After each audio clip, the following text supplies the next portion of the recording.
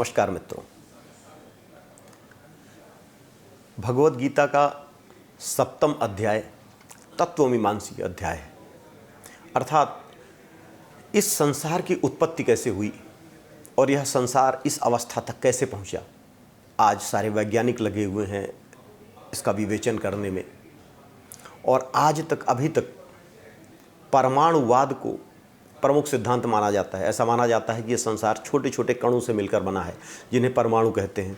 उसके आगे छोटे कण हैं जो इलेक्ट्रॉन, प्रोटॉन, न्यूट्रॉन है, और छोटे छोटे कण ही हैं। लेकिन भारतीय दर्शन की, उपनिषदों की, भगवद गीता की अपनी अलग व्याख्या है और भगवान कृष्ण ने इस बारे में विस्तृत अध्ययन दिया है, जिसे आज के वैज्ञानिकों को भी मार्गदर्शन मिल सकता है। 7वां अध्याय इस दृष्टिकोण से बड़ा ही महत्वपूर्ण है। पहले श्लोक में भगवान बतलाते हैं, मय्यासक्त मनाः पार्थ योगम युंजन मदाश्रय असंशयम समग्रम माम यथा ज्ञास्यसि तच्छृणु।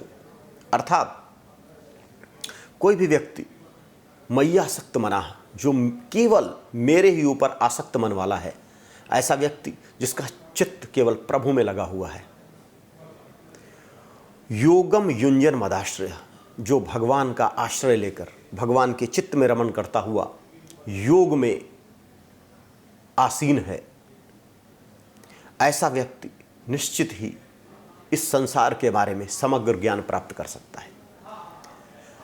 आज के समय आपको कोई ज्ञान प्राप्त करना है, किसी वैज्ञानिक को ज्ञान प्राप्त करना है, उसके लिए लेबोरेटरी होती है, प्रयोगशाला होती है। वहाँ जाके वो प्रैक्टिकल करता है, प्रयोग करता है, प्रकृति की शक्तियों का पता लगाता है, कणों का पता लगाता है, और इसके बाद उसे उसका ज्ञान प्राप्त होता है। चाहे वो चिकित्सा शास्त्री हो, चाहे भौतिक विज्ञानी हो, रसायन शास्त्री हो। प्राचीन भारत में एक अलग परंपरा थी। प्राचीन भारत में परंपरा को मेडिटेशन की परंपरा कहते हैं, ध्यान की परंपरा कहते हैं।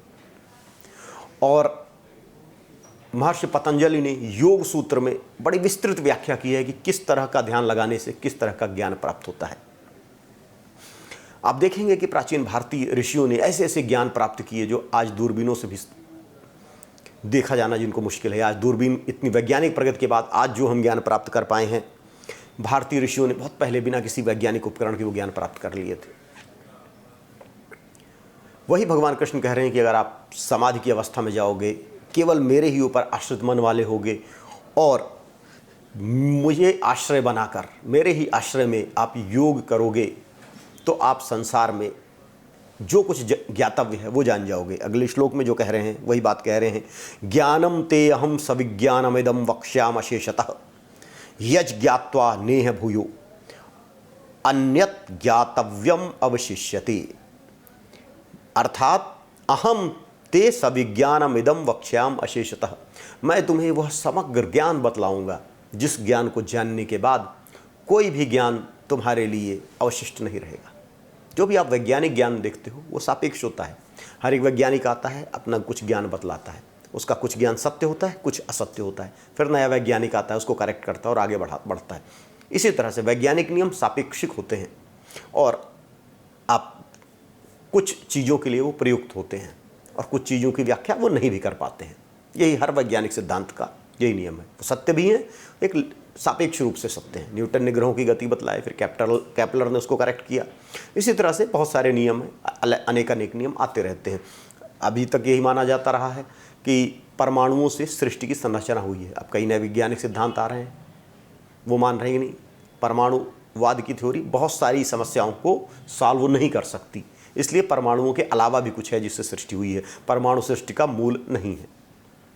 भगवान कह रहे हैं कि जो मेडिटेशन से ज्ञान प्राप्त होगा, जो योग की विधियों से ज्ञान प्राप्त होगा, वो उसमें गुंजाइश नहीं होती गलत होने की, क्योंकि वह साक्षात ज्ञान होता है। जैसे आपको भूख का ज्ञान होता है, साक्षात ज्ञान है, गलत हो ही नहीं सकता। प्यास का ज्ञान होता है, साक्षात ज्ञान है, अंदर से ही ज्ञान होता है, उसमें कोई भी गुंजाइश नहीं होती गलत होने की। उसी तरह जब आपको अंदर से ज्ञान होता है, उसमें कोई गुंजाइश नहीं होती। सारा ज्ञान आपके अंदर बसा हुआ है। योग की पद्धतियाँ उसे जानने के लिए हैं, जिससे हम साक्षात ज्ञान प्राप्त करते हैं। जैसे एक गाय को घास खानी है, शिकार करके नहीं खाना, मांस नहीं खाना, यह ज्ञान उसे साक्षात प्राप्त होता है। उसके लिए कहीं उसे जाने की आवश्यकता नहीं है। एक जंगल का जीव है, वो पैदा होने से बड़ा होकर खाना खाना, अपनी बीमारी ठीक करना, बच्चे पैदा करना, बच्चों को पालन पोषण कर लेना, कहीं उसको एजुकेशन की ज़रूरत नहीं, साक्षात सहज ज्ञान उसके अंदर है। इसी तरह से हमारे अंदर बहुत सारे सहज ज्ञान हैं, और जो अलग ज्ञान है, सहज ज्ञान नहीं है, उसको विकसित करने की विधियाँ भगवान कृष्ण ने योग में बतलाई हैं, वो हम आगे बतलाएंगे। हरिओम तत्सत।